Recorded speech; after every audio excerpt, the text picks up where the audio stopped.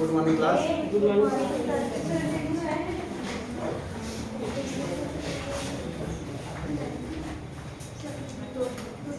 Ecological succession के बारे में कल बताया गया था। आप लोगों को ज़्यादा पीछे तक आवाज़ जा रही है आप? ठीक। इकोलॉजिकल सक्सेशन के बारे में कल आप लोगों को पढ़ाया गया था। अब काफ़ी चीज़ें का नॉलेज आप लोगों को काफ़ी चीज़ों का नॉलेज हो चुका है। अब जैसे पारिस्थितिकी अनुक्रमण किसे बोलते हैं, इसमें बताया गया था कि पारिस्थितिकी अनुक्रमण में क्या होता है। जब कोई एक प्रजाति है, एक प्रोसेस है, क्या है? प्रोसेस है। जब एक ऐसा क्रिया है, एक ऐसा क्रिया कहा जाए, एक ऐसा प्रोसेस कहा जाए, एक प्रक्रिया कहा जाए जिसके तहत एक प्रजाति का स्थान दूसरी प्रजाति ले लेती है। एक प्रजाति का स्थान दूसरी प्रजाति, उसे क्या बोलते हैं? पारिस्थितिकी अनुक्रमण। ठीक, एक सबको समझ में आ गया था। पारिस्थितिकी अनुक्रमण होने के लिए क्लीमेंट ने 1916 में कितनी अवस्थाओं से गुजरना पड़ेगा कहा था? 6। कौन कौन सी अवस्थाएं हैं? सबसे पहला कौन सा होगा? निर्देशन और वनस्पति, जिसे बोलते हैं वनस्पति रहित क्षेत्र। ठीक, दूसरा प्रवास, माइग्रेशन होगा वहां पे। तीसरा किससे गुजरेगा? आस्थापन। आस्थापन में क्या होगा ना, निषेचन करेंगे, प्रजनन करेंगे, अपना वृद्धि के लिए काम करेंगे। ठीक, वो आस्थापन होता है, इसे बोलते हैं। ठीक, इसके बाद हाँ कंपटीशन होगा, प्रतिस्पर्धा होती है। अब प्रतिस्पर्धा के बाद प्रतिक्रिया होती है। और रिएक्शन के बाद क्या होता है? स्थिरीकरण। आप ये जितनी अवस्थाओं से गुजरता है पारिस्थितिकी अनुक्रमण, इसके बारे में पीछे से 4-5 लोग खड़े हैं। अनिल से लेके वहाँ पीछे कोई एक खड़ा होकर बोल दे, मुझे संतोष हो जाएगा, मैं आगे बढ़ जाऊंगा।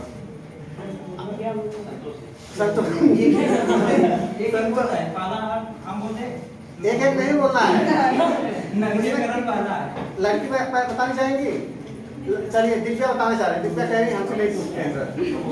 ठीक, पारिस्थितिकी अनुक्रमण जो है ये जो 3 अवस्थाओं से गुजरता है। क्लीमेंट ने बताया था क्या 6 अवस्थाओं से गुजरता है। इन 6 अवस्थाओं के क्रम बताइए। हाँ, नवीनीकरण, वेरी गुड। देखो मत, खड़े रहो। आस्थापन है, स्पर्धा पहले होगा, स्पर्धा कंपटीशन। फिर क्या होगा? हाँ, प्रक्रिया, उसके बाद स्थिरीकरण। अच्छा ये बताइए वनस्पति विहीन में क्या होता है? कि वनस्पति विहीन का मतलब क्या होगा? वो स्थान में वनस्पति नहीं होगी। दूसरा में जो प्रवास होता है, प्रवास में क्या मतलब? उसमें दूसरे जीव आने शुरू कर देते हैं। अब स्थल बन गया ना, स्थल बन गया है तो अब वहाँ पे दूसरे जीव आना शुरू करेंगे। वनस्पतियों के किसी रूप में वहाँ पे पहुँचना शुरू करेंगे, इसे बोलते हैं प्रवास। आप कहेंगे वनस्पति कैसे? मान लीजिए एक चिड़िया है, उसने कुछ खाया है और जाके वहाँ पे बीट कर दिया। ठीक, वहाँ पे बीट किया, उसके माध्यम से वहाँ पे क्या अंकुरण शुरू हो गया। और जब वहाँ पे अंकुरण हो, निषेचन हो, तो ये आस्थापन होता है, तीसरी स्टेज। आस्थापन में क्या होता है? निषेचन होता है, अंकुरण होता है, ये आस्थापन हो गया। ठीक, इसी जिसे बोलते हैं। जब अंकुरण होगा, किसी जीव का अस्तित्व आ जाएगा, वनस्पतियों का आ जाएगा, फिर आपस में क्या होता है? कंपटीशन। जैसे स्टार्टिंग में आप लोग स्टार्टिंग में क्लास करने आए होंगे, आपस में प्रतिस्पर्धा नहीं रही होगी। पहले क्लास क्या था? निर्देशन की कंडीशन में था, खाली थी। आप आए तो सभी लोग पहले सीखने, सबका लगभग मुझे लगता है पहले दूसरी क्लास तीसरी क्लास में नॉलेज किसी को किसी चीज में आगे आओ। जैसे नॉलेज तो सापेक्षिक है, यहाँ पे जितने लोग बैठे हैं इंक्लूडिंग मैं भी, नॉलेज सापेक्षिक है। सापेक्ष में कोई चीज हमें आती, कोई चीज आपको आती होगी। ठीक, लेकिन क्या होगा? पहली क्लास में सभी लोग असहज रहे होंगे कि कहाँ बैठना है। आप क्या कर रहे थे? माइग्रेशन हुआ था पहली बार। माइग्रेशन जब होता है, स्टार्टिंग में कहीं माइग्रेट करेंगे तो तुरंत वही निषेचन नहीं करने लगेंगे, अंकुरण नहीं करने लगेंगे। अंकुरण निषेचन प्रक्रिया है जिसमें आप अंकुरित करके आगे बढ़ रहे हैं। ये तब होगा जब माइंड अस्थायी हो। ठीक, निषेचन की प्रक्रिया तब जाएंगे जब माइग्रेशन करने के बाद आप एक उससे अगली स्टेज में जाएंगे। जब यहाँ पे आप लोग आए होंगे तो आप लोग क्या किए? माइग्रेशन, यहाँ पे माइग्रेशन हुआ, अलग अलग गाँव से आके आप लोग यहाँ पे बैठे। दूसरा स्टेज हो गया, प्रवास हो गया। प्रवास होने के बाद आपके अंदर अंकुरण आना शुरू हो गया। अंकुरण क्या? नॉलेज का।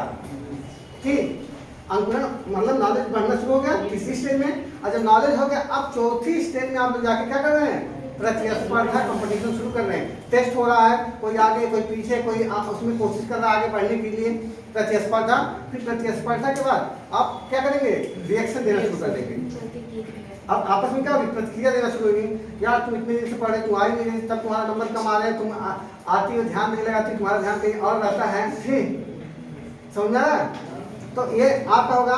इसके बाद एक लेवल ये होने के बाद ना लोग क्या हम उनसे बोलकर नहीं करेंगे वो स्थिरीकरण हो जाता है, समझना। या ऐसे क्या होता है, पारिस्थितिकी तंत्र में होता है, ऐसे बोलते हैं पारिस्थितिकी अनुक्रमण।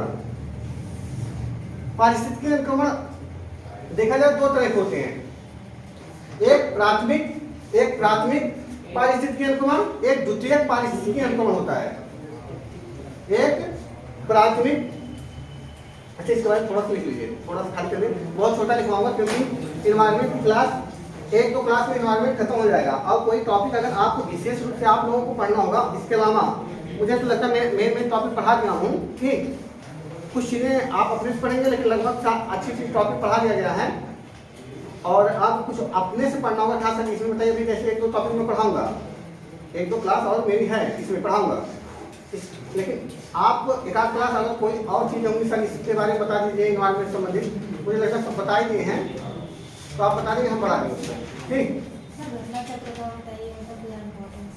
घटना चक्र तो अभी क्लास के बाद आप जाके घटना चक्र अगर पूरा क्लास तो की है, इधर तो की है, उधर तो नहीं की होंगी, हमारा सब क्लास की है लगभग आप देखेंगे ना, राष्ट्रीय उद्यान वन विभाग घटना चक्र खत्म हो रहा है, ठीक। मोटी वाली जो आती है पूरा जो कंसेप्ट जीएस की पूरी आती है घटना चक्र अलग-अलग सब्जेक्ट का अलग-अलग आती है। अगर आप इस आयोग की अगर घटना चक्र लेंगे, इतिहास की अलग होगी, आप एसएससी के काम वाली आती है, तो एसएससी की बात नहीं कर रही हैं आप हमें लगता है पीएससी वाली जो पीसीएस की आती हैं उसकी बात कर रहे हैं, उसका एनवायरमेंट का अलग होता है। हिस्ट्री का तुम ले ली होगी, मोटी सी है, हिस्ट्री का भूगोल का है, इन सब की मोटी है, जरूरी होता है प्रीवियस क्वेश्चन थोड़ा सा आप इसको क्लास में बता देंगे, ठीक। इसमें चल रहा पारिस्थितिकी अनुक्रमण लिखिए जल्दी से आप लोग।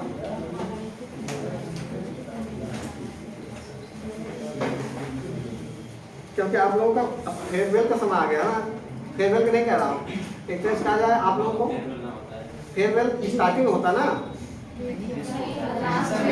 हाँ फेयरवेल, हाँ फेयरवेल का समय आ गया आप लोगों का, ठीक। अप्रैल में आप लोगों को अप्रैल में अगला बैच दिन आ रहा है, लेकिन जैविक समुदायों की इसे लिखिएगा पारिस्थितिकी अनुक्रमण, जैविक समुदायों की प्रकृति गतिक होती है, गति मतलब गतिशील, जैविक समुदायों की प्रकृति गतिक होती है, गतिक मतलब गतिशील, चेंज होते रहते हैं। जैसे आज जहाँ घास थी कल वहाँ क्या हो सकता है, झाड़ी बन सकती है, और हो सकता है घास खत्म हो जाए जी, और वहाँ पे क्या सिर्फ मैदान बचे, ऐसा भी हो सकता है, ठीक। इसके बाद देखिए, और यह समय के साथ साथ परिवर्तित होती हैं, और यह सब गतिक होती हैं, और यह समय के साथ साथ परिवर्तित होती रहती हैं।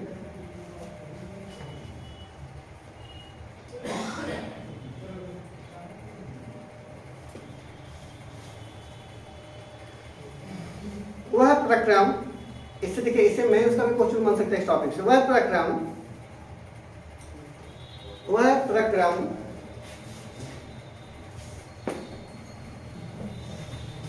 जिसके द्वारा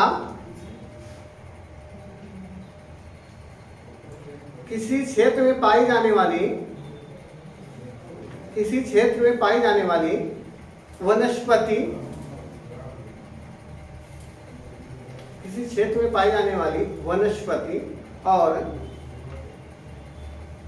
और जंतु प्रजातियों के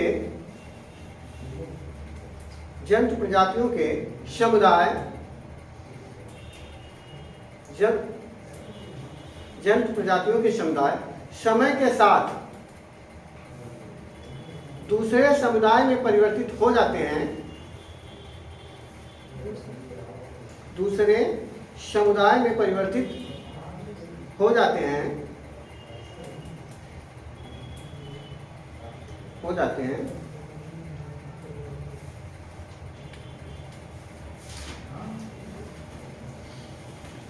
या दूसरा उनका स्थान ले लेते हैं, तो इसे पारिस्थितिकी अनुक्रमण कहते हैं।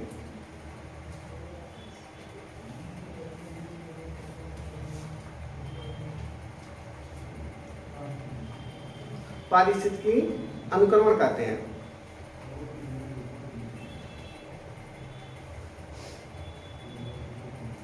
हो गया।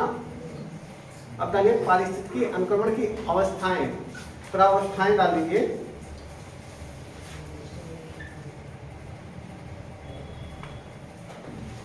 वर्ष 1916 में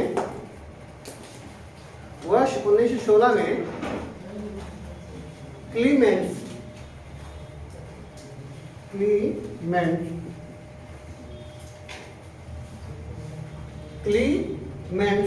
ने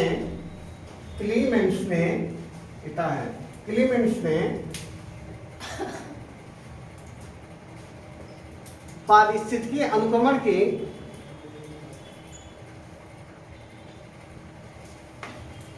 छह अवस्थाओं का वर्णन किया है।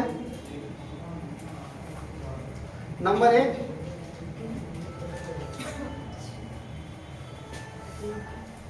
छह अवस्थाओं की या छह प्रक्रियाओं का वर्णन किया है। नंबर 1,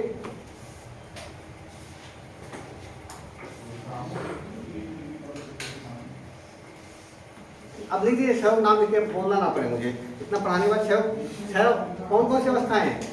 वनस्पति रहित या न्यूट्रिशन, पहला वनस्पति रहित,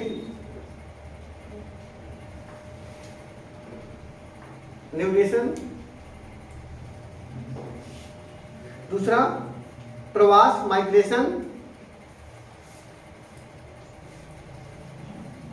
तीसरा आस्थापन, इसिस। आस्थापन के बारे में थोड़ा सा लिख लीजिएगा, क्योंकि हमें लगता है और सबके बारे में बताना नहीं, नाम से पता चल जाएगा। आस्थापन कुछ दिन बाद हो जाएगा। आस्थापन वाली प्रोसेस में क्या होता है, ठीक, इसमें लिख लीजिए। अंकुरण आता है, आस्थापन में अंकुरण आता है, फल लगते हैं,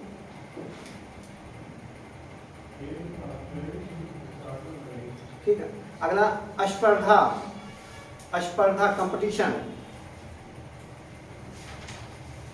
हो गया। प्रतिक्रिया,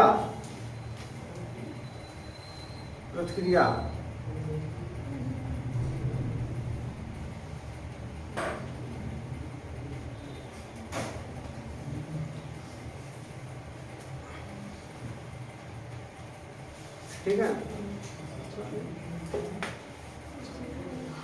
इसके बाद स्थिरीकरण हो गया।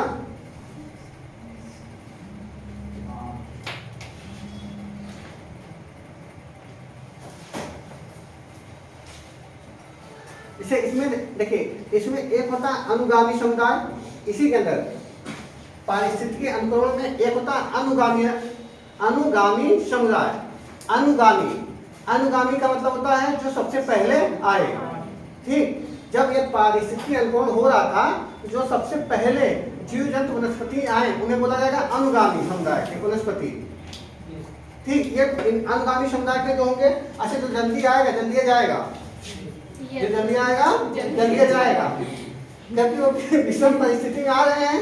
जैसे अभी पारिस्थितिकी अनुक्रमण के पहली स्टेज में आ रहे हैं, जहाँ पे न्यूट्रिशन है, जहाँ पे अभी लैंड बना है, वहाँ पे मृदा में उर्वरता नहीं होगी, वहाँ पे विषम कंडीशन है, फिर भी उसमें आप आ रहे हो, विषम कंडीशन में आ रहे हो, तो विषम कंडीशन में लंबे समय तक सर्वाइव करोगे नहीं। इसीलिए जो अनुगामी होते हैं, अनुगामी कह रहा हूँ, अनुगामी बोला हो ना, जो अनुगामी जो होंगे वो क्या करेंगे, सबसे पहले ये जल्दी आएंगे, जल्दी थोड़े समय बाद के चले जाएंगे। समझना ना, अनुगामी बोला हूँ कि अग्रगामी बोला हूँ? अनुगामी। अग्रगामी मैं बताना चाहता हूँ, यही मैं पूछ रहा था अग्रगामी। ठीक, हाँ अनुगामी तो आते, अनुगामी वो समुदाय होते हैं, सुनिए अग्रगामी समझिए, अग्रगामी होते हैं अग्रगामी जो पहले आए, अग्रगामी। वो थोड़ा सा मिस्टेक हो गया था इसलिए मुझे बात पूछा हूँ कि अनुगामी बोल रहा था अग्रगामी। अग्रगामी समुदाय जो होते हैं, अग्रगामी समुदाय वो समुदाय होते हैं जो पहले आते हैं, जैसे लाइकेन हुआ, छोटी छोटी घासें हुई, कवक हुआ, ये सब क्या हुए?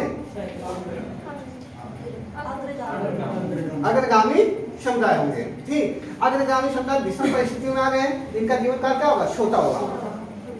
ठीक, इसमें एक और शब्दावली होती है अनुगामी समुदाय। अनुगामी समुदाय वो होते हैं ना जिनका स्थान बदल जाता है, जिनका स्थान बदल जाएगा, जो बीच में रहेंगे वो क्या होंगे? अनुगामी स्थान, अनुगामी समुदाय कहलाते हैं। और चरमोत्कर्ष समुदाय वो कहलाते हैं जो सबसे लास्ट में आएंगे। और इन तीनों में अगर कहा जाए अग्रगामी, अनुगामी और चरमोत्कर्ष समुदाय, इन तीनों समुदाय में सबसे लंबे समय तक और सबसे जटिल और सबसे अस्थायी भाव में रहेगा चरमोत्कर्ष समुदाय। जैसे फॉरेस्ट, क्या फॉरेस्ट, जैसे अग्रगामी समुदाय का एग्जाम्पल आ गया, अभी कोई स्थान बना है और उसमें जो लाइकेन है, छोटी छोटी घासें, ठीक, उसके बाद अनुगामी में आ जाएगा जो घास के साथ बड़ी बड़ी झाड़ियां हैं, समझ में आ रहा है? और लास्ट स्टेज जो अगर यही किसमें कन्वर्ट हो गया? फॉरेस्ट में। किसमें? फॉरेस्ट में। तो क्या हो जाएगा? चरमोत्कर्ष समुदाय। जंगल जो होता है, चरमोत्कर्ष उसमें बना दे पारिस्थितिकी अनुक्रमण में जो जंगल है या वन है, ठीक, ये किस अग्रगामी है, अनुगामी है, समुदाय है कि चरमोत्कर्ष समुदाय है? चरमोत्कर्ष। घास का मैदान और झाड़ियां अनुगामी होगा। समझ में आ रहा है? कहीं पे स्थल का निर्माण हुआ है अभी, ठीक, और वहां पे लाइकेन आ रहे हैं, एक कोष की जीव आ रहे हैं, ठीक, क्या होगा वो? अग्रगामी। सबसे जल्दी आएगा अग्रगामी, सबसे पहले जाएगा अग्रगामी, क्योंकि विषम परिस्थिति में आ रहा है। समझ आ रहा ना? ये थोड़ा सा ऐसे था, इसका कोई मेन रोल नहीं है। मेन है इसलिए कि जो पारिस्थितिकी अनुक्रमण होते हैं ये दो प्रकार के होते हैं, प्राथमिक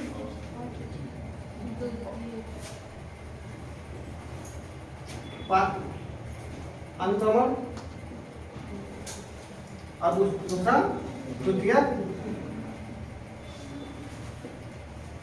पारिस्थितिकी पारिस्थितिक अनुक्रमण हो गया दोनों। ठीक, दोनों में अंतर क्या होता है? ये क्वेश्चन बना सकता है। पहला आ जाइए, अगर पूछा जाए पारिस्थितिकी अनुक्रमण कितने प्रकार के होते हैं? 2 टाइप होते हैं, एक प्राथमिक, एक सेकेंडरी। अगर हाँ प्राइमरी सेकेंडरी हो जाए, प्राइमरी में क्या हो जाए? प्राथमिक पारिस्थितिकी अनुक्रमण में क्या आएगा? जब पहली बार कोई लैंड बना हो, उससे पहले उसका निर्माण नहीं हुआ था। समझ में आ रहा है? कोई ऐसा लैंड बने, कोई ऐसे स्थलखंड का निर्माण हो, या स्थलखंड नहीं जलीय पायथन का भी हो सकता है। पारिस्थितिकी अनुक्रमण सिर्फ स्थलीय पायथन पे नहीं, जलीय पायथन में भी होता है। लेकिन पहली बार अगर मैं स्थल के रूप में भी बात कर रहा हूँ, अगर एग्जाम्पल के रूप में, अगर कोई लैंड ऐसा बने जो पहली बार निर्माण हो रहा है, उसमें पहली बार जीव आए, पहली बार वनस्पति आए, तो वो प्राथमिक पारिस्थितिकी अनुक्रमण कहलाएगा।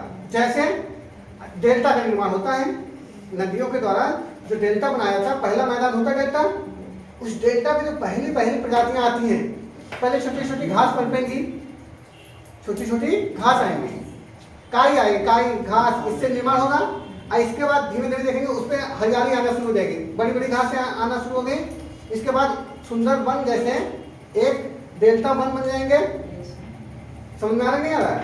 ये जो एग्जाम्पल है प्राथमिक पारिस्थितिकी अनुक्रमण का एग्जाम्पल है। इसके अलावा जैसे कोई आइलैंड बना, ज्वालामुखी का उद्गार हो गया, ज्वालामुखी उद्गार होने के बाद कोई आइलैंड का निर्माण हो गया सागरों के बीच में, कोई द्वीप बना सागरों के बीच में, उसके पहले कोई जीव नहीं रह रहा था, कोई वनस्पति नहीं रह रहा था, वो ठंडा होगा, सबसे पहले स्थल का निर्माण हो जाएगा, वो पहला हो गया।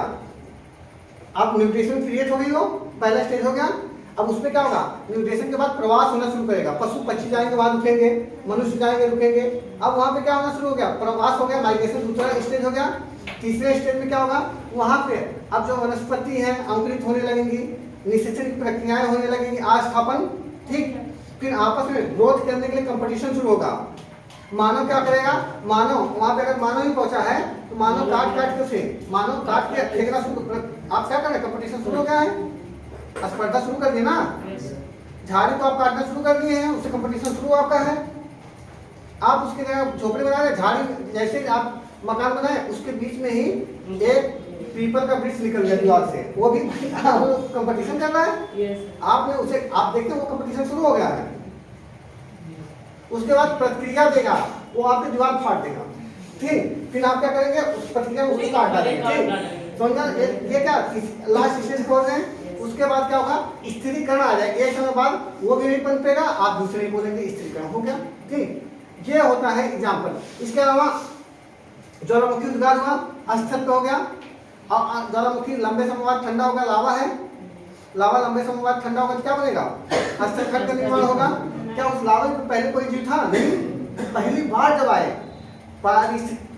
प्राथमिक पारिस्थितिकी अनुकरण में जीव और वनस्पतियों की जो उत्पत्ति होती है पहली बार होती है, समझ में आ रहा है। इसके पहले उसमें नहीं, जो स्थल खंड का निर्माण पहली बार हुआ होता है उसे क्या बोलेंगे, प्राथमिक पारिस्थितिकी अनुकरण। जैसे एग्जांपल जलीय पारिस्थितिकी में भी देख सकते, बन जाएगा प्राथमिक पारिस्थितिकी अनुकरण। जैसे कहीं से झील जा रही थी, नदी जा रही थी, नदी है, झील तो स्थिर है, नदी वो जा रही थी, नदी पे बांध बना दिया गया। नदी पे बांध बनाने से अब पानी कलेक्ट होने शुरू हो जाएगा, एक बहुत से बड़े भाग में क्या हो जाएगा, जल का संग्रहण होने लगेगा। अब वो जो नदी थी वहां पे एक छोटी सी झील का निर्माण हो गया, पहले झील नहीं थी ना, तो जलीय पारिस्थितिकी का निर्माण हो गया, वो प्राथमिक पारिस्थितिकी अनुकरण हुई। समझ में आ रहा है। या आप अपने घर पे क्या किए, गड्ढा कर दिए, गड्ढा खोद के आप उसमें अपने घर का जो वेस्ट वाटर है उसको वहां पे डिस्चार्ज करना शुरू कर दिए। पहली बार पानी कलेक्ट हुआ, जलीय पाइथन बना, अभी पानी आया लैंड है, ये न्यूट्रिशन की कंडीशन है। उसके बाद पानी है, लैंड है, न्यूट्रिशन, पानी है और लैंड मिल गया तो उसमें छोटे छोटे काइट क्रिएट शुरू होंगे, हो गए। दूसरे पहला स्टेज शुरू हो गया है। अब उसमें क्या होगा, धीमे धीमे वनस्पतियां आना शुरू हो जाएंगी, उसी में मेढक कूदना शुरू कर देंगे और मछली भी पनपना शुरू हो जाएंगी, मच्छर ऐसा क्रिएट हो गया। एक चरमोत्कर्ष आ जाएगा, बाद में उसमें ना बड़ी बड़ी घास आ जाएंगी, आपको पता नहीं चलेगा इसके नीचे गड्ढा है, ऊपर से घास दिखाई पड़ेगी, करीब करीब आप उसी में कूदेंगे, आपको जो है इतना घास दिखाई पड़ेगा गर्दन। ये समझ में आ रहा है। जलीय पारिस्थितिकी तंत्र में भी प्राथमिक पारिस्थितिकी अनुक्रमण देखने को मिलता है। ऐसा मत सोचना खाली स्थलित ये जो पारिस्थितिकी अनुक्रमण पढ़ाया जा रहा है ये स्थल पे ही नहीं, जलीय क्षेत्र में भी होता है, समझ में आया। अच्छा, द्वितीय पारिस्थितिकी अनुक्रमण में क्या होता है, इसमें क्या होता है, पहली बार अगर कहीं पे कभी पारिस्थितिकी अनुक्रमण हुआ हो, जैसे मान लीजिए एक स्टेज हुई थी, आपका यहाँ कोई फॉरेस्ट था, कोई वन था, वहां पे वन था, तो इसका मतलब कभी कभी पारिस्थितिकी अनुक्रमण हुआ था, कभी पारिस्थितिकी अनुक्रमण हुआ था। लेकिन क्या हुआ, चरमोत्कर्ष अवस्था के बाद क्या होगा, वो डाउन होगा। चरमोत्कर्ष अवस्था के बाद अपने वहां से वृक्ष सूखना शुरू हो जाएंगे, मानव अतिक्रमण करना शुरू कर देगा, फिर से क्या बना देगा, उसको लगभग क्या हो जाएगा, न्यूट्रिशन कंडीशन है। आप गाँव में देखेंगे कहीं वृक्ष रहा होगा 8-10, अगर छोटे एग्जाम्पल देखें गाँव में, आप सभी लोग गाँव से बिलोंग करते लगभग, तो आप देखेंगे 8-10 वृक्ष का एक बाग नहीं होगी आप गाँव में, ठीक। बचपन में आप देखेंगे आज वो बचा रहेगा, अभी वो चरमोत्कर्ष अवस्था नहीं पहुंचा है, लेकिन कुछ ऐसे जगह देखेंगे जहाँ से चरमोत्कर्ष अवस्था चले गए, आज टीला दिखाई पड़ रहा होगा, आज बाग सूख गए होंगे, उसके आम सूख गए होंगे, वहाँ वृक्ष नहीं, अब वहाँ टीला एक दिखाई पड़ रहा है। क्या है, टीला। अब फिर क्या होगा, आप उसमें फिर से क्या होगी, धीरे धीरे फिर से वनस्पति आना शुरू होगी, घास का मैदान बनेगा, धीमे धीमे झाड़ी के रूप लेगा, फिर उसी में एक दो वृक्ष आप याद लगा देंगे, या तो अपने आप क्रिएट हो जाएगा वृक्ष, बबूल का वृक्ष हो गया, नीम का वृक्ष हो गया, यूकेलिप्टस हो गया, ठीक, आम हो गया, ये सब वृक्ष आ गए, फिर से एक अनुक्रमण की कंडीशन बन गई। जब कभी पारिस्थितिकी अनुक्रमण के समाप्त होने के बाद किसी क्षेत्र में दोबारा फिर से अनुक्रमण की कंडीशन शुरुआत हो जाती है, तो उसे क्या बोलते हैं, द्वितीय पारिस्थितिकी अनुक्रमण। अच्छा, दोनों में क्वेश्चन बना देगा, स्टेटमेंट दे देगा आपको यूपीएससी में कि पारिस्थितिकी अनुक्रमण की गति तेजी होगी, पारिस्थितिकी अनुक्रमण की जो बात करो प्राथमिक पारिस्थितिकी अनुक्रमण की जो गति होगी इसकी तेजी होगी कि द्वितीयक पारिस्थितिकी अनुक्रमण की, बताइए इसकी वेरी गुड द्वितीयक, क्योंकि प्राथमिक अनुक्रमण जब हो रहा था उस समय लैंड उर्वर नहीं था, उसमें कोई भी गतिविधि नहीं हुई थी। पहली बार लैंड बना था उसमें उर्वरता भी नहीं थी, लेकिन अब जब दूसरी बार द्वितीयक पारिस्थितिकी अनुक्रमण हो रहा था इस पे एक बार कहीं कहीं प्रजातियां थी और वो फिर से इसमें समाप्त हुई है, तो कुछ तो उर्वरता होगी पहले के सापेक्ष से ज्यादा, इसलिए ये बहुत द्वितीयक पारिस्थितिकी अनुक्रमण तेजी से आता है। जैसे आप इसका सही एग्जांपल देख लेंगे, आप गन्ना जब पहली बार बोए खेत में गन्ना का पहली बार, तो प्राथमिक पारिस्थितिकी अनुक्रमण हो गया। आज जब एक बार कटाई करके छोड़ दिए, ठीक, कटाई करके छोड़ दिए, क्या द्वितीयक पारिस्थितिकी अनुक्रमण। अब दोनों गन्ने के खेत को देखेंगे आप, जो पहली बार बोए हैं गन्ना, तो अब लगभग गाँव में रहे ना सभी लोग, जो पहली बार बोए हैं ठीक, उसको देखिए, उस वाले खेत को देखना, और दूसरे वाले खेत का जो है ना, जो गन्ना तेजी से ग्रोथ करेगा, एक ही साल में दोनों की देखेंगे, तो जो दूसरी बार काट के छोड़ दिए थे उसकी प्रजाति मजबूत होगी, होती नहीं होती है, क्योंकि उस मिट्टी में ऑलरेडी उर्वरता हाई है, उसमें कुछ ऐसी प्रजातियां जो आधी अभी बची हुई हैं वो पनप जाएंगी तेजी से। और जब यहाँ पे प्राथमिक पारिस्थितिकी अनुक्रमण हो रहा है वहाँ पे बहुत विषम परिस्थिति अभी क्रिएट करना है, ठीक, दोनों मन पता चल गया आपको? कोई डाउट किसी को? ठीक, लिख लीजिए थोड़ा। यह अनुक्रमण दो प्रकार के होते हैं, यह अनुक्रमण दो प्रकार के होते हैं, यह अनुक्रमण दो प्रकार के होते हैं। पहला लिखिए, प्राथमिक या प्राइमरी सक्सेशन,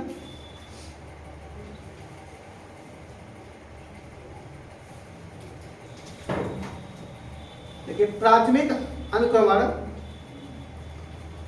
अनुक्रमण खाली क्षेत्रों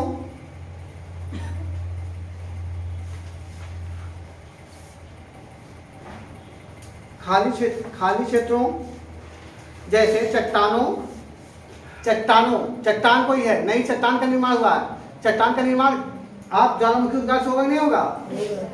होगा, ठीक, चट्टानों कामा नवनिर्मित डेल्टा, नए निर्मित डेल्टा,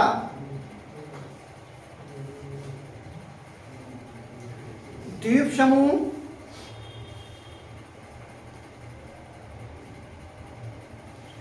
हिमोड आदि में होता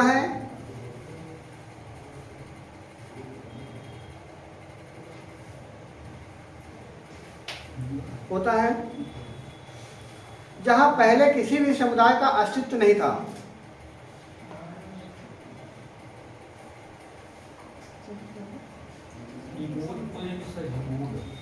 हिमोड बोला हूं,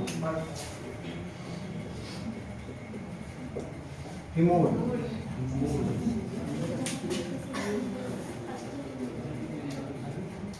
आज में होता है, हो गया, जहां पहले किसी भी समुदाय का अस्तित्व नहीं था, ठीक। प्राथमिक अनुक्रमण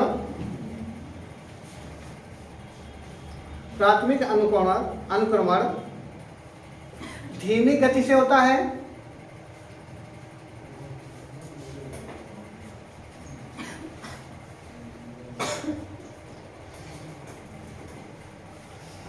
बताइए। अच्छा, एक बना ही देते क्यों नहीं, आप लोग एक फ्लोचार्ट बना देंगे, एग्जाम में कोशिश करेगा, एक मैप बना दीजिए, जैसे ऐसे बना दीजिए, ऐसे दिखा दीजिए, नवनिर्मित चट्टान दिखा दीजिए कोई, ठीक, नवनिर्मित चट्टान, ठीक, नवनिर्मित चट्टान, जितना फ्लोचार्ट थोड़ा बना देंगे मेंस में तो नंबर बढ़ जाते हैं, क्योंकि जो कॉपी चेक करने वाला रहता है वो आपको फ्लोचार्ट देख लेता है, जो समझ में आया तो बच्चे को समझ में हो सकता भाषा में ना लिख पाया हो, ठीक, नवनिर्मित चट्टान है, नई निर्मित चट्टान है, ठीक। अब इसके बाद इसको दिखाइए, नवनिर्मित चट्टान पे घास का मैदान,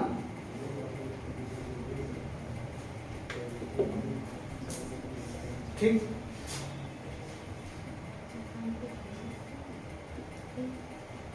अगले स्टेज में क्या होगा, नवनिर्मित चट्टान पे वृक्ष, पर्वतीय वृक्ष बन जाएंगे, वृक्ष होंगे यहाँ पे, घास सूंघ दिए होंगे,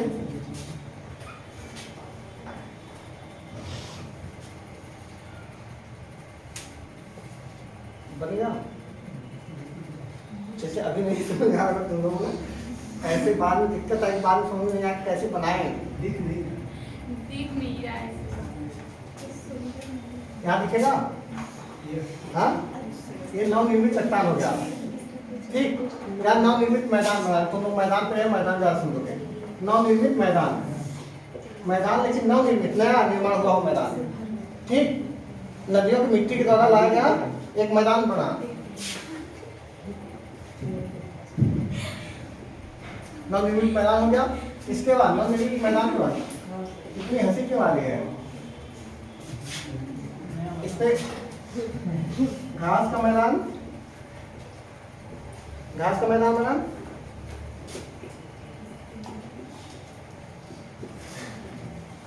ठीक, इसके बाद इसी में आप इसी मैदान से क्या हो गया?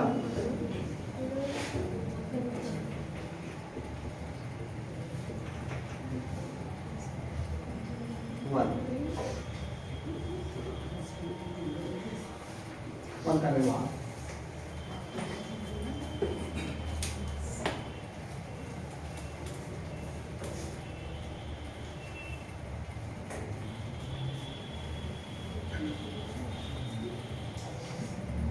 दिखाई पड़ रहा ऊपर वाला?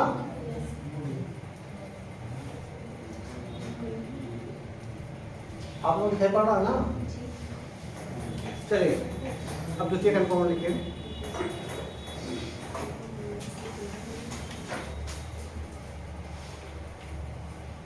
Secondary succession. तो ये देखिए, इसके हमेशा फ्लो चार्ट बनाते समय नंबर देखो, एक नंबर क्यों बढ़ता है। इसे फ्लो चार्ट सब लोग बनाएंगे। इसके नीचे अगर मान लीजिए इसके ये जो है पारिस्थितिकी अनुक्रमण लिखा है, यहाँ पे लिखना इसके नीचे प्राथमिक पारिस्थितिकी अनुक्रमण। ये पता चले कि इसका आप फ्लो चार्ट बनाए हैं। कभी कभी हम लोग फ्लो चार्ट बनाते हैं, लिखते नहीं इसका किसके लिए बनाए हो। इसे समझ नहीं समझ में आ रहा क्या करना चाह रहा हूँ? बनाना क्या, बना तो दिए, खाली लिख दो, फिर बनाओ क्या?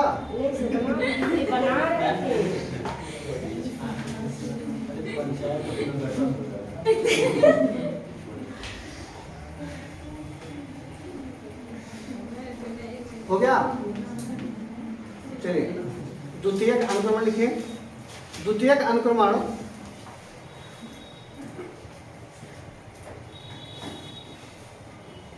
द्वितीयक अनुक्रमण वर्तमान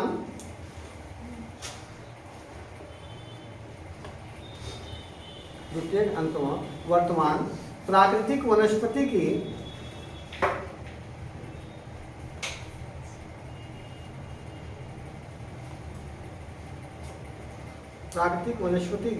समाप्ति के पश्चात अस्तित्व में आते हैं।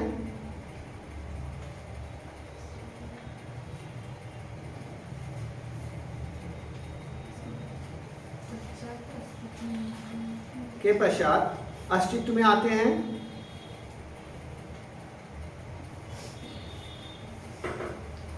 अर्थात जिन क्षेत्रों में पहले वनस्पतियां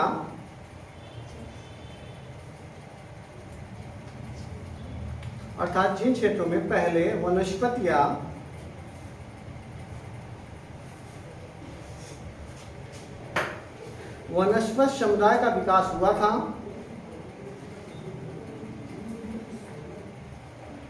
वनस्पत समुदाय का विकास हुआ था, किंतु बाद में प्राकृतिक या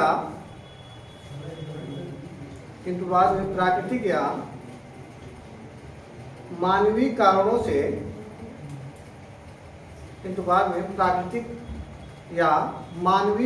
से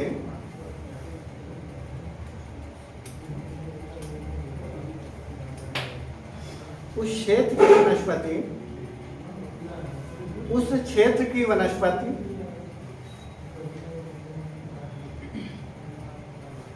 के पूर्ण या आंशिक रूप से नष्ट हो जाने से हो जाने से वनस्पति समुदाय का पुनः विकास होता है।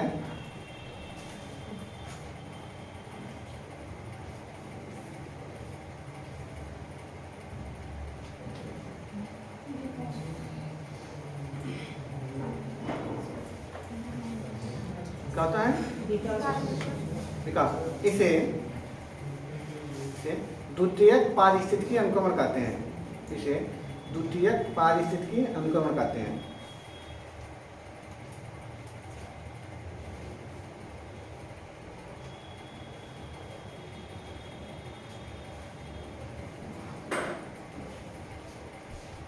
ठीक है, अब इसका आप लोग बना सकते हैं। ठीक, पहले से दिखा देंगे। इसमें एक ऐसे बना लीजिए, एक यहाँ पे उल्टा चलेगा। पहले क्या था? पहले एक वन था, वन है फॉरेस्ट है, चरमोत्कर्ष पे था आपने। ठीक, अब इसके बाद अगले स्टेज में क्या लगा है? ये मैदान बन गया। इसमें बना दो, मैदान बन गया। भाई मानव ने क्या कर दिया? मानव या प्राकृतिक आपदा, मानव या प्राकृतिक आपदा के कारण क्या हुआ? ये जो वन था ये किसमें कन्वर्ट हो गया था? मैदान या मैदान में। और मैदान से क्या हो जाएगा? घास का मैदान फिर से बनेगा, फिर से क्या होगा? फिर से फॉरेस्ट होगा। समझ आगे नहीं आ गया आप लोगों को? दिव्या समझ में आ रहा है? मधोर बैठी दिखाई पड़ रहा है यहाँ पे? मैं जो समझाना चाह रहा हूँ वहाँ तो वही बात बदल जा रही है। नहीं, अगर आप लोग बुरा मत मानिएगा। जैसे क्या होता है, हो सकता मैं यहाँ सामने बोल रहा हूँ, क्लास वहाँ तक है ना, कुछ पीछे तक आवाज़ प्रॉपर जा रही नहीं जा रही है। कभी कभी बोलते समय आदमी स्पीच अपनी धीमी कर देता है, तो वहाँ तक लास्ट वाली बात पहुँच नहीं पाती। जैसे हम लोग खुद पढ़ाते थे, टीचर पढ़ाते हैं, तो जान ही रहे होगे रेलवे में कभी गए हो क्लास में, एक बोलते हैं वो अपना है बोलते अपना है सुनते हैं। उनका यही स्टाइल है, अपना है बोलेंगे, अपना है जो है सुन ही लेंगे। तो ऐसी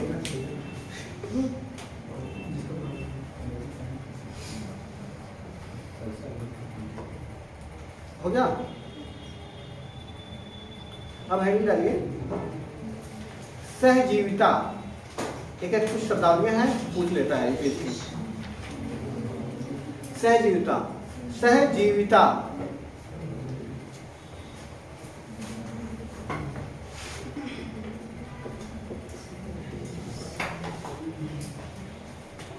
सहजीविता दिखाई पड़ रहा सबको?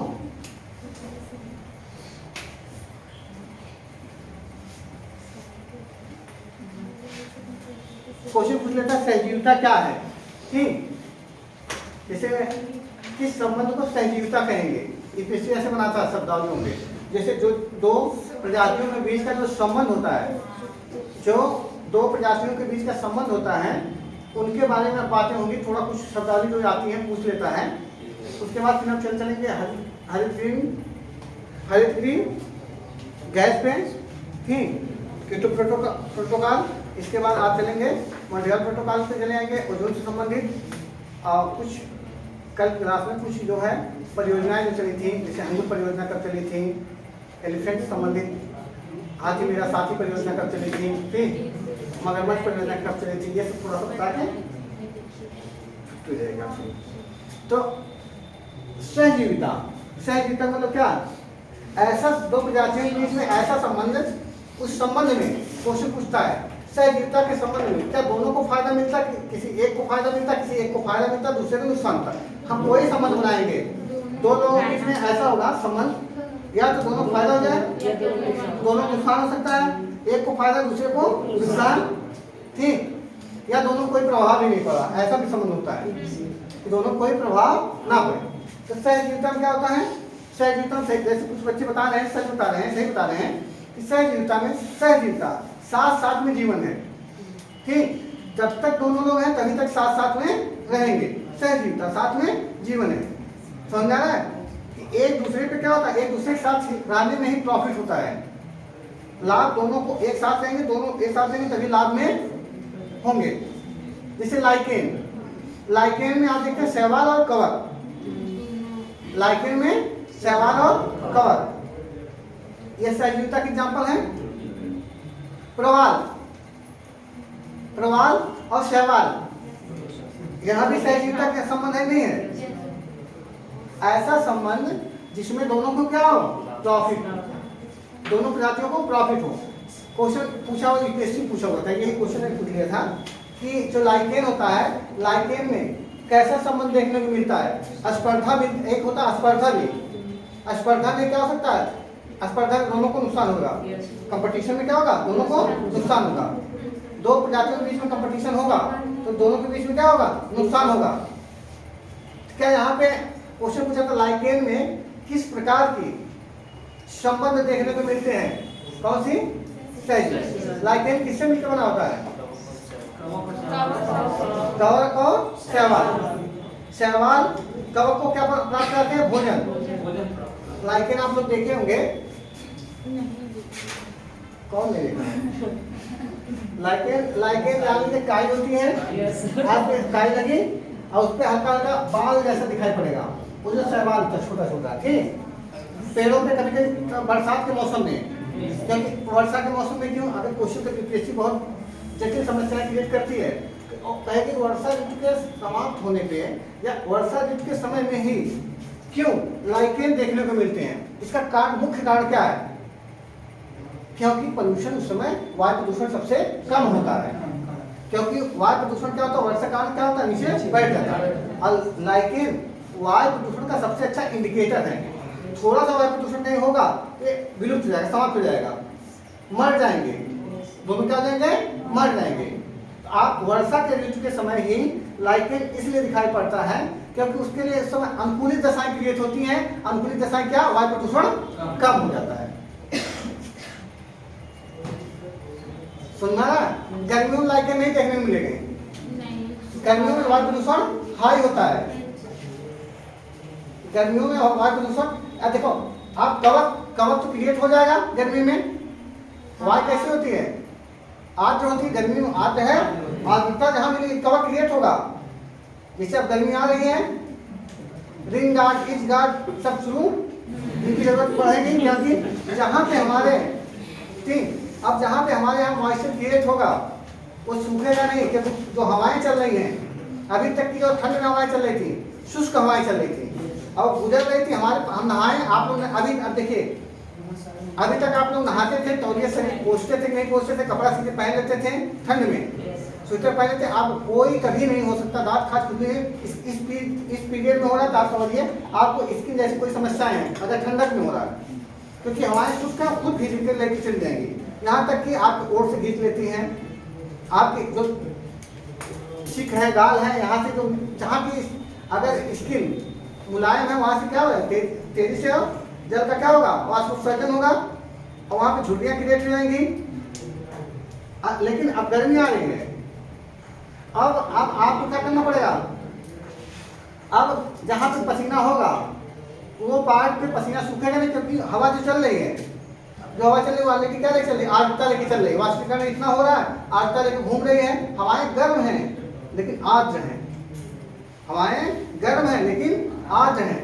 जब आर्द्रता लेके जाएगी, कहीं घुसेगी, मान लीजिए अब घुसी वहां आपके शरीर में जा रही है, अब पानी आ लेगी तो ले नहीं जाएगी, ले नहीं जाएगी। और जो जलवाष्प होगी, जो वाष्प रूप में है, उस स्किन के पास आएगी, हो सकता है वो, और वहां पे जलवाष्प को भी, जो जलवाष्प वायुमंडल में जा रही है उसको भी वहां पे पानी के रूप में छोड़ दिया है। तापमान डाउन जाएगा तो छोड़ देंगे। आपके शरीर में क्या होगा? मॉइस्चर बढ़ेगा, मॉइस्चर बढ़ेगा तो कवक लग जाएंगे, लेकिन आपके ऊपर शैवाल नहीं आ पाएंगे। ये मत सोचिएगा लाइकेन कवक आ गया तो जहाँ कवक आएगा वहीं शैवाल आ जाएगा, शैवाल उत्पन्न हो जाएगा। शैवाल नहीं, आपके शरीर पे लाइकेन देखने को नहीं मिलेगा, क्योंकि आप पोंछते रहते हैं अपने आप को, ठीक, लेकिन जो वृक्ष है वो अपने आप को पोंछ नहीं पाता है, डेली कपड़ा पहनता नहीं है।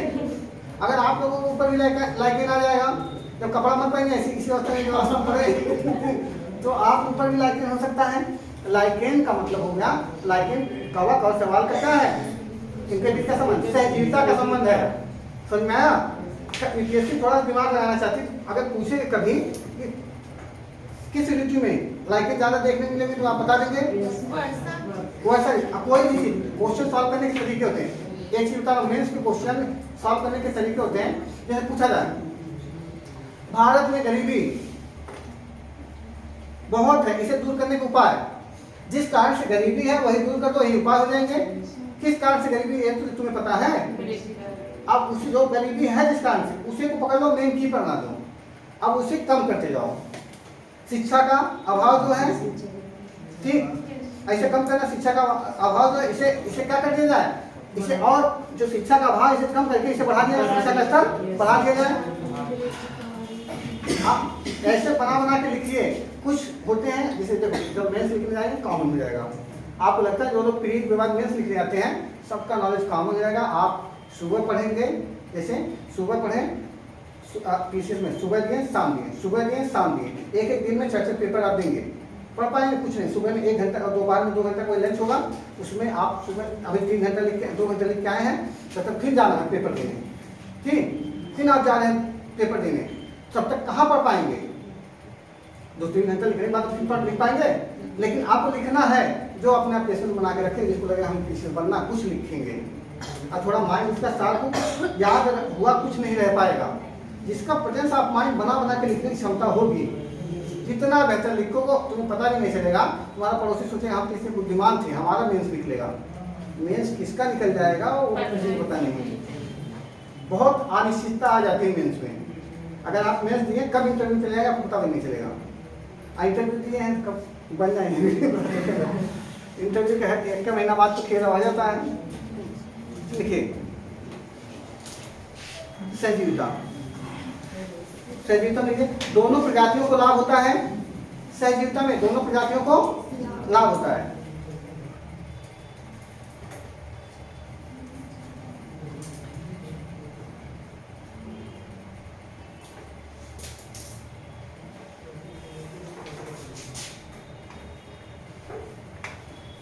जैसे लाइकेन में कवक और शैवाल का संबंध है।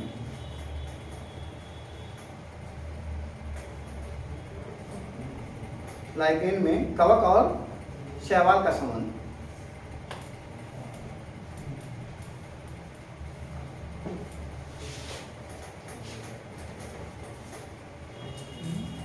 ठीक है।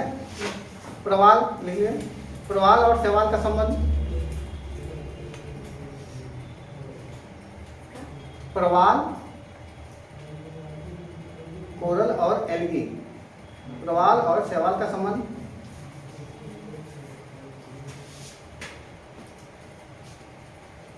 मम्मी और पापा का संबंध प्रॉफिट मिलेगा तो साथ में रहेंगे तो, ठीक। सहभोजिता अगला है कि नहीं, सहभोजिता, सहभोजिता,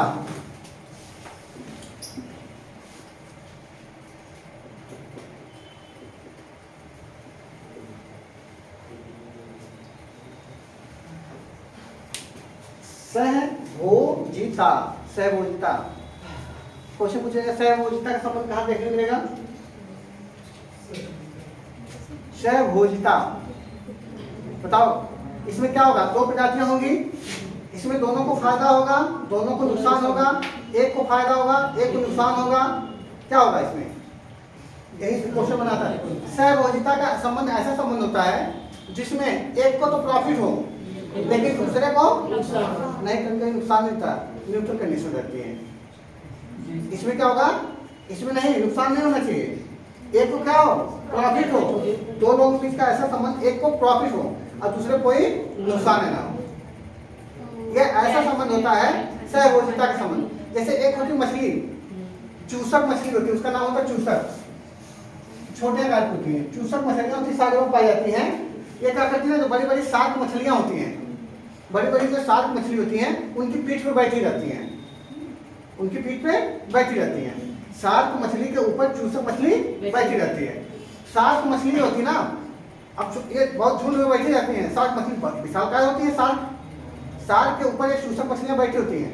जब शार्क मछली शिकार कर लेती है और खा के जिस अवसर इसको छोड़ देती है, चूसक मछली उसके ऊपर बैठी रहती है उतर के, अब वो छोड़ दी, अब जब तक खाती जाती शार्क तब तक चूसक मछली जाएंगे तो नहीं खा जाएंगे, उसके पीठ पे बैठी रहती है, ठीक, पीठ पे बैठी रहती है। और जैसे ही वो खा के अवशेष को छोड़ के भागती हैं, तुरंत ये चूसक मछली सब उतर के झुंड में ही उस अवशेष जो बचे हुए भोजन है उसको खाते हैं। अब साथ को मछली का कुछ नुकसान हो रहा है? कुछ नहीं नुकसान हो रहा है भाई, वो तो वेस्ट करके छोड़ के जा रहा था भोजन, उसे कोई मतलब नहीं था। ऐसे संबंध। इसके अलावा जंगलों में जो होता है, जंगलों में देखा जाए जो ये लोमड़ी होती है, लोमड़ी हमेशा ना शेर के पीछे पीछे घूमती रहती है, आगे आगे नहीं, आगे जाके तो आगे नहीं, वहाँ शिकार हो जाएगी। लोमड़ी अगर शेर के सामने गई तो शिकार हो जाएगी, पीछे पीछे आती रहती है। आगे लेके चलिए उसको। नहीं आगे नहीं ले जाएंगे, कि मामला एग्जाम्पल पढ़ जाएगा। एक हाँ जंगल बुक में दवा के आगे आगे रहता है। कौन आगे लगेगा? पहले वाली खबर देता है, पहले खबर अच्छा नहीं, लोमड़ी का जो पीछे पीछे रहती है और शेर आगे आगे, तो लोमड़ी छिप छिप के चलती है भी, पीछे पीछे चलना, छिप छिप के चलना है। नहीं तो अगर शेर ऐसे किया तो आगे वाला फिर पीछे कर देगा, शिकार बना लेगा, ठीक। पीछे पीछे रहती है, वो देखती रहती है कि कहाँ खाएंगे। शेर खा लेता है, शेर खाने का छोड़ देता है कुछ मांस, और जब देखेगा शेर निकल गया तो फिर लोमड़ी उसको खाते। शेर को नुकसान हो रहा है? कोई नहीं, ऐसा संबंध है। समझ में आ रहा है? देखिए, एक प्रजाति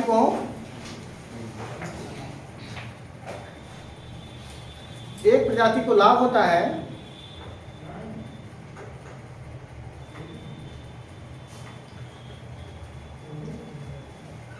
तथा दूसरी प्रजाति अप्रभावित रहती है।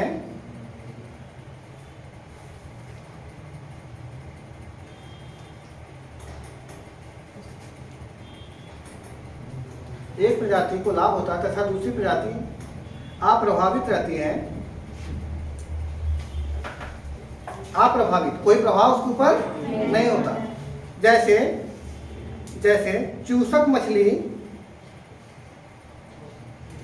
चूसक मछली सार की सतह पर जुड़ी रहती हैं। चूसक मछली सार की सतह पर जुड़ी रहती हैं।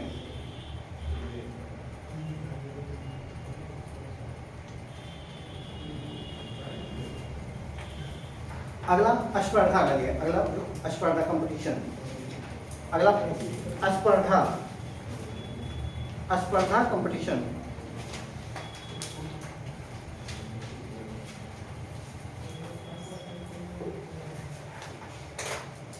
स्पर्धा हमेशा कंपटीशन में क्या होता है ना, नुकसान होता है। दोनों प्रजातियों को क्या होगा? नुकसान होगा। समझ में आ रहा है? दोनों प्रजातियों को नुकसान होगा। क्यों? जैसे कंपटीशन में, जैसे एग्जांपल इसका देखना हो, अगर पूछे स्पर्धा, इन्वायरमेंट स्पर्धा में, जैसे वैसे तो देखो कंपटीशन तुम्हारे रूप में, अगर हम अपने मानव जीवन में ले रहे हैं तो कंपटीशन सकारात्मक नकारात्मक दोनों प्रभाव पड़ सकता है। हो सकता है आप कंपटीशन करने लगे, आपका रूम पार्टनर 4 घंटा पढ़ रही है, आप कितना पढ़ लें? 8 घंटा पढ़ लें। आप देख रहे हैं रूम पार्टनर सो रही है, अपना पढ़ने में मन था तब भी सो गए, ऐसा होता होगा। जैसे अगर जिसके पास रूम पार्टनर रहते होंगे, अगर रूम पार्टनर सो रहा है, चलाओ यार अपना दोस्त सो रहा है, उतना तक कमरे तक हम लोग सीमित रहते हैं। उसी अवस्था अगर हम तो थोड़ा जागे भी, ये सो रहा है, लाओ हम सो लेते हैं। इसमें दोनों को नुकसान हो गया, दोनों सो के समय खराब कर रहे हैं। एक हो सकता है दोनों, वो सो रहा था तब तक वो पढ़ रहा है, उसका नींद देखा भी पढ़ रहा है, वो फिर बैठ गया, और दोनों पढ़ने लगे, क्या हो गया? फायदा हो गया, दोनों फायदा हो रहा है, ठीक।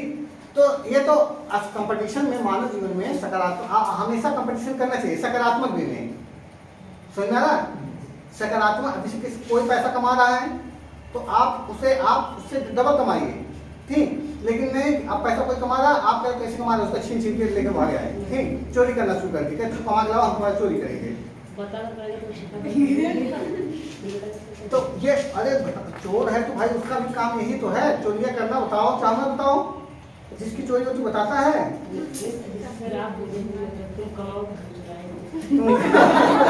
अरे हम नहीं दिया ऐसा कभी नहीं, हम एग्जाम्पल दे रहे हैं।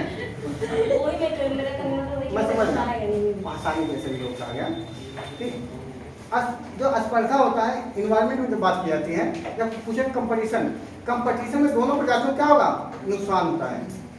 जैसे एग्जाम्पल, बिल्ली और सांप हैं, चूहे को लेकर कंपटीशन करेंगे तो दोनों में क्या होगा, दोनों को नुकसान होगा। दोनों को क्या होगा, नुकसान होगा। कि आप बिल्ली है, एक चूहा खाई, सांप 2 चूहा खा, अंत में क्या हो जाएगा, चूहा खत्म हो जाएंगे, नहीं हो जाएंगे। जितनी भूख हो उतना खाओ, यहाँ तक मत डाल लो। बिल्ली सांप का 2-3 से खा लिया है, फिर 1-2 तो पेट में लेके भूख रहा मोटा हो जाते हैं जैसे, ठीक, बाद में निकल उगल के फिर खाएंगे। ऐसा करते हैं तो ऐसे में क्या हो जाएगा, ऐसे कंपटीशन करेंगे तो नकारात्मक, दोनों में क्या होता है, नकारात्मक प्रभाव पड़ता है। देखिए स्पर्धा, आप लोग की शादियों में पहले बचपन में जाते होंगे, एक लड्डू ले लिया फिर दूसरे हाथ डाल या ऐसा होता नहीं। जैसे होते हैं जो पुरुष है, पहले गमछा लेके शादी में लोग जाते थे, पूरे गांव के लोग गमछा लेके जाते थे, तो छेना मिलता था, 1 प्लेट ऐसे ले लिए, 1 प्लेट ले लेते थे, सोचते थे घराती वाला देख लेगा तो अपने गमछा ढक देते थे। गमछा में सब क्या हो, उसका रंग बदल गया। अब ये भूल जाते थे 30-40-50 के गमछा में और 30-15-20 का जो मिठाई छेना है काम खराब कर दिया। लेकिन वो नुकसान हो रहा दोनों का, इनका गमछा नुकसान हुआ, जो घराती वाले का मिठाई का प्लेट खराब हुआ, ठीक। लेकिन ये जो संबंध है घराती और बनाती ये भी क्या कंपटीशन है। आप ईमानदारी से लेते हैं, तुझे पता रहता कहाँ कितना प्लेट गया है, बाद में कम पट्टी कहता भाई तुम्हारे कुछ लोग 2-2, 3-3 प्लेट लिए हैं, व्यवस्था तो किए थे। अब ऐसे हो रहा उनका भी खराब हो जाए, साबुन नहीं मांग सकते, साबुन दे दो, धुलना चाहिए। देखिए आप लोग इसमें दोनों प्रजातियों का नुकसान होता है।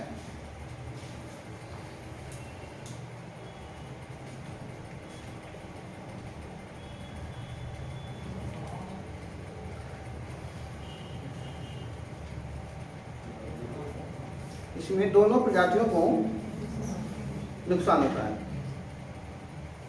उदाहरण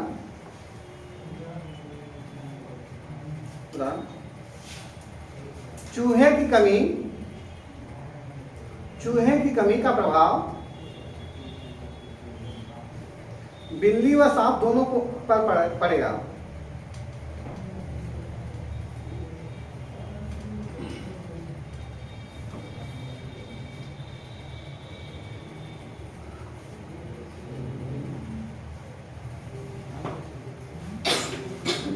अच्छा, इसका और कोई एग्जाम्पल आप लोग बताइए जिसमें ऐसे संबंध हो जिससे दोनों को नुकसान हो। कोई बताए किसी को अच्छा एग्जाम्पल याद आ रहा हो या बना पाए। कोई ऐसा संबंध बताइए जिसमें दोनों को संबंध बनाए, दोनों को नुकसान हो जाता है। दोनों को, एक को नहीं होना चाहिए, दोनों को।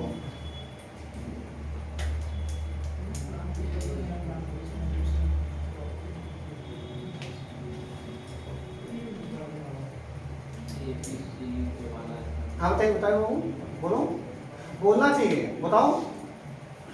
सर जैसे कोई महाशक्ति होती है, इन्वायरमेंट में बात कर लेना। जैसे इसमें आप जैसे इसे पता चले, मेंस में ऐसा कोई एग्जाम्पल नहीं देंगे जिससे आपकी जाति पता चले, आपकी कास्ट पता चले, आपका रिलीजियंस पता चले, आपका धर्म के प्रति आस्था है, धार्मिक है, आप ये सब नहीं दिखाई पड़ेगा। नहीं तो आप काफी चेक करने वाला ऐसा व्यक्ति है जो धार्मिक नहीं हो, उसका बेबी सबने खाली इसीलिए लड़ाई होता हो, चाहे तुम धूप बत्ती जलाती हो, पोल्यूशन फैला रही हो, ठीक, और फिर मिल गया कोई कहे धूप बत्ती जलाना चाहिए, वहाँ नहीं निकाल पाती, नहीं लाओ, इनको काट देते हैं। तो ऐसा सच बता रहा हूँ। जैसे आपको जैसे मेंस हम लोग लिखते थे तो मेंस में टेस्ट सीरीज जब हम लोग करते थे तो टेस्ट सीरीज में प्रॉपर यही चेक होता था। जैसे हमने था महात्मा गांधी के बारे में लिखना था, महात्मा इस शुरुआती में पूर्वी उत्तर प्रदेश का व्यक्ति जाता है, महात्मा गांधी जी बहुत इज्जत दे रहे थे। तो एक हम वो कॉपी चेक करने वाले जो थे वुमेन्स की, उन्होंने बताया था कि आप ये गलती करते जा रहे हैं कि जी क्यों लगा रहे हैं। इससे पता चला महात्मा गांधी के प्रति आपका जुड़ाव पहले से है। आपसे पूछा जा रहा महात्मा गांधी के विचारों का वर्णन करिए, ठीक, या वर्तमान समय में उनकी प्रासंगिकता क्या है। आप जी डी लगा के जा रहे हो पहले से, इसका मतलब उनकी तरफ पहले में झुके हुए बार बार दिखा रहा है। ठीक, सब तो नहीं सर बढ़ाओगे तो फिर नंबर नहीं मिलेगा। तो ऐसी गलती कोई भी नहीं करेंगे आप लोग मेंस में। ठीक, किसी भी सरकार का नाम लेने से बचेंगे। वर्तमान सरकार डालेंगे, ये नहीं डालेंगे नरेंद्र मोदी द्वारा चलाई गई ये नीति बहुत बेहतर है। वर्तमान सरकार, हो सकता है तुम्हारी कॉपी तब तक दूसरी सरकार में चेक हो रही हो और उसमें किसी को बना दिया गया, डीन बनाया गया हो, खाली जो दूसरी सरकार आई हो उसने ही एसओडी बना दिया हो। किसी डिपार्टमेंट के सब यूनिवर्सिटी को कॉपी चेक करते हैं यूपीएससी की, और वो बैठा और इसीलिए बना हो नई सरकार आई थी इसने प्रमोशन किया है। अब तुम उदाहरण किसी का नाम किसी लेके तो ये क्या वर्तमान सरकार क्या आ जाएगा। तो अब तुम समझो ये सरकार की बात कर रहे हो उस सरकार की, जब कॉपी जाएगी हमेशा वर्तमान में बात होती है। तो कुछ शब्दावलियाँ होती हैं, इनको मेंस में ध्यान नहीं रखेंगे। ये नंबर बढ़ाने के तरीके होते हैं। जैसे टेस्ट सीरीज लेने के बाद यही तो बताते हैं टीचर किसमें क्या देखना है। हर सब्जेक्ट का अपना अपना रोल होता है। जैसे इतिहास का टॉपिक लिखना है, आंसर राइटिंग, उसका अलग रोल होता है।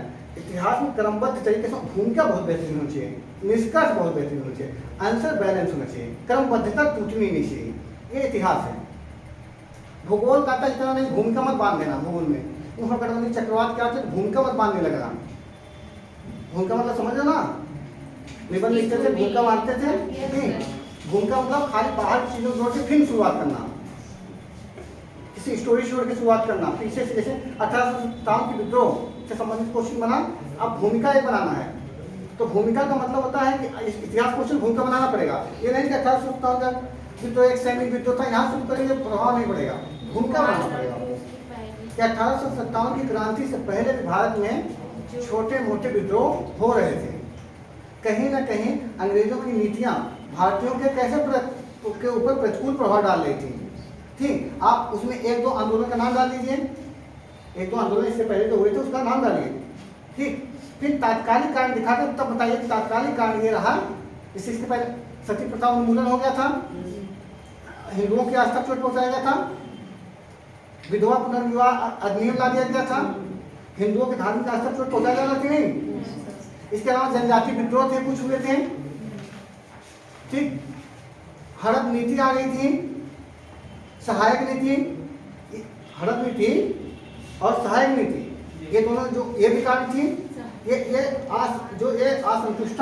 असंतुष्ट जो लोग हो रहे थे इसके कारण यही तत्कालिक कारण बन गया आगे जाके। अब यहाँ से फिर भूमिका में तब आगे बढ़ेंगे, ये भूमिका बढ़िया मानी जाएगी। ये नहीं तुरंत तो वहीं से लिखना, भूगोल में वहीं से लिखना पड़ेगा आपको।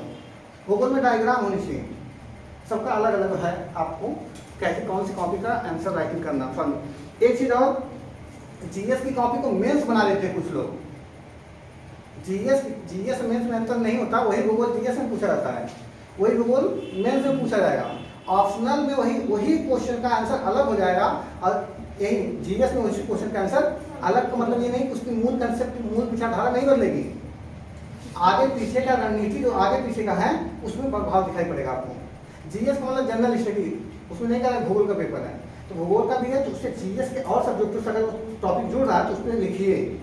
समझ आ रहा है? जीएस के पेपर सॉल्व करते समय वो नहीं कह रहा कि आपका ये संविधान का क्वेश्चन है,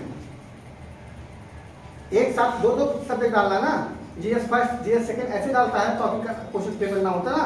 जीएस का जनरल स्टडी, अगर उसमें संविधान का क्वेश्चन है तो मूल संविधान लिखिए, लेकिन उसमें लास्ट में अगर उसमें कुछ और सब्जेक्टों से लिंकअप है तो उसका एग्जाम्पल देंगे तो आपका अच्छा नंबर बढ़ेगा। लोग एक ही सब्जेक्ट पे सीमित रह जाते हैं। अब मेंस में यही संविधान का क्वेश्चन है, संविधान में रहिएगा, संविधान गवर्नेंस इससे संबंधित ही रह जाएगा। अब उसमें मत जाके इतिहास की चीजें उसमें डाल दीजिएगा उठा के। तो ये सब चीजें होती हैं, ये मेंस और जीएस में अंतर होता है। मेंस ऑप्शनल की बात कर रहा हूँ। अब मेंस में जीएस भी आएगा, जीएस के 4 पेपर होंगे। ठीक, अब तो ऑप्शनल यूपी में नहीं है, यूपीएससी में है। हाँ 2 पेपर। चलिए अभी लिख लीजिए आप लोग, कहाँ पे लिख लें, हो गया। अब लिखिए परिजीविता। परिजीविता, परिजीविता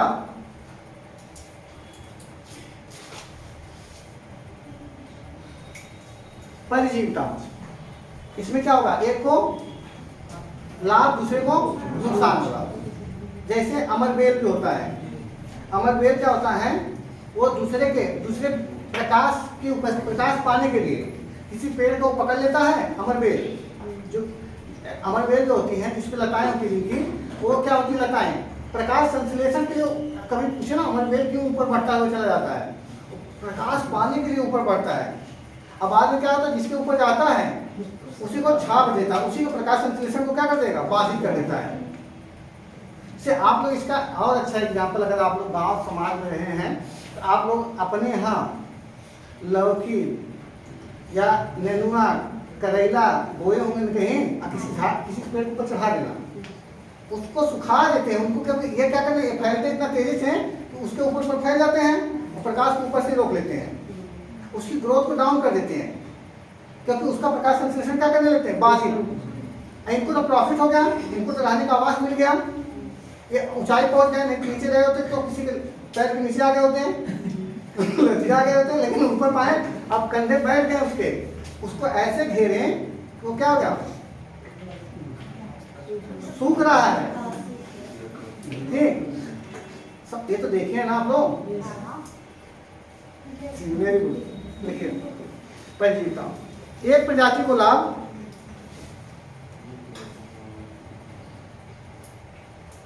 एक प्रजाति को लाभ मिलता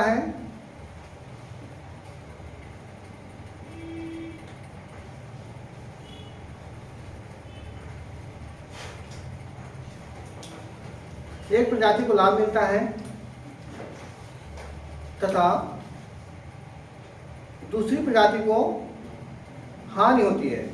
जैसे अमरबेल का दूसरे पौधों पर उगना, जैसे अमरबेल का दूसरे पौधों पर उगना।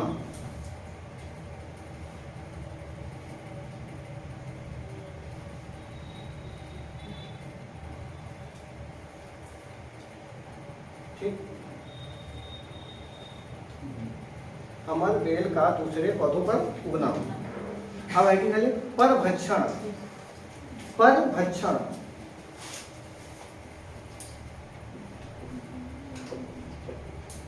परभक्षण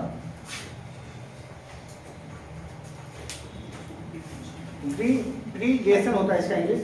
परभक्षण, परभक्षण का मतलब होता है परभक्षण, भक्षण करना। ठीक, भक्षण करने से संबंध होगा, एक प्रजाति दूसरी प्रजाति को क्या करेगी, भक्षण करेगी। एक को क्या होगा प्रॉफिट, दूसरे को नुकसान। परभक्षण, भक्षण के लिए आश्रित होना, भक्षण करने के लिए आश्रित होना। समझ में आ रहा है? परभक्षण में ऐसा संबंध होता है कि एक प्रजाति भक्षण, एक दो प्रजातियों के बीच का ऐसा संबंध जिसमें एक प्रजाति दूसरी प्रजाति से इसलिए खाली संबंध रख रही है, उसका भक्षण करेंगे, खाएंगे। तो जिसको खाओगे उसका नुकसान होगा और दूसरी प्रजाति तुम्हें खा ही नहीं पाएगी, क्योंकि दूसरे ये संबंध है, इसी हिसाब से बना है परभक्षण। जैसे इसका एग्जाम्पल देखेंगे, शेर और हिरण के बीच का संबंध।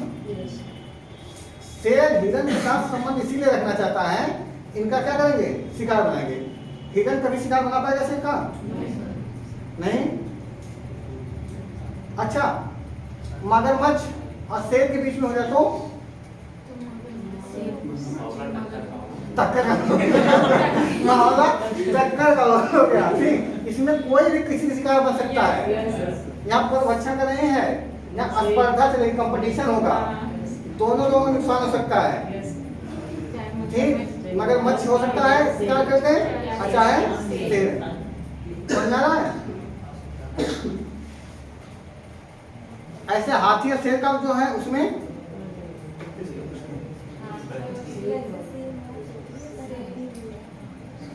अरे भाई हाथी जब बोला जाती ना, शेर कहाँ पे, शेर उतना ऊपर उछाल मार पाएंगे?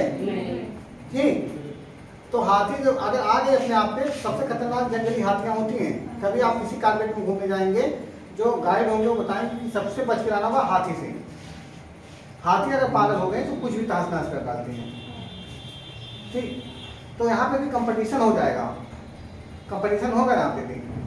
ठीक, शेर भी उसकी पकड़ बहुत अच्छी होती है ना। शेर का मतलब ऐसा नहीं, शेर स्मार्ट भी होता है, ये नहीं कि ताकतवर, ताकतवर तो गधा होता है। खच्चर होता है सबसे खच्चर, ठीक। शेर समझदार हो तो कहाँ पकड़ता है, तुम्हारे जब तुम्हें पकड़ेगा गर्दन पकड़ेगा, उन्हें हाथ पकड़ ले तो हाथ पकड़ ले, जैसे मतलब हाथ पकड़ ले। इसीलिए कभी शेर और से के पाले पड़ना तो गर्दन बचाना, तो गर्दन बचाने की एक ही चीज है, शेर दो चीजें। आज से बड़ा दिशा यहाँ पर पढ़ लिया हाँ कर लिया पर अच्छा लिखिए। एक प्रजाति को लाभ होता है, एक प्रजाति को लाभ तथा दूसरी प्रजाति को हानि होती है।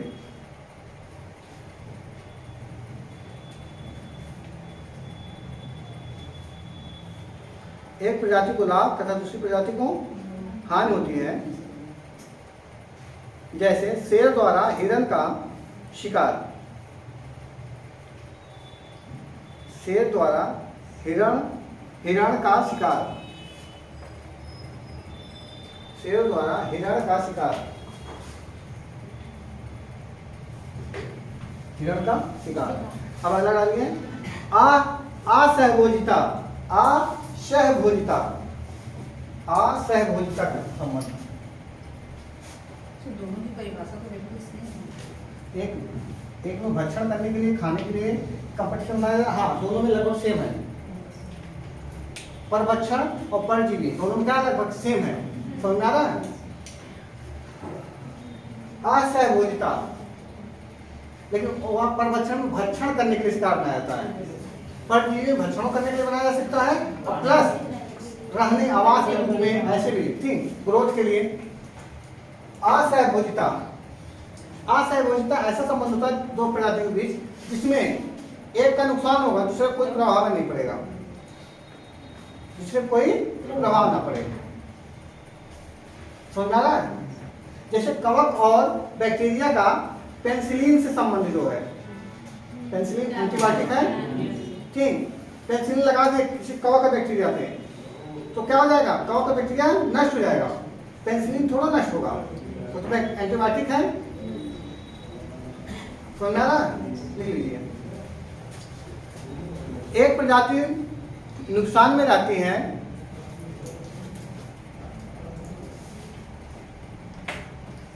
एक प्रजाति नुकसान में रहती है तथा दूसरी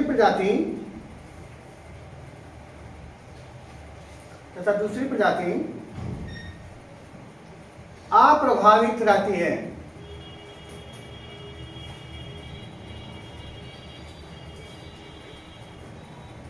जैसे उदाहरण, जैसे पेनिसिलिन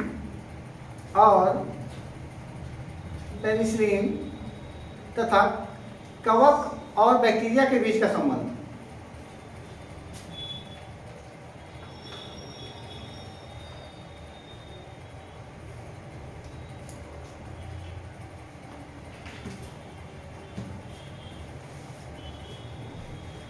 ठीक है, तो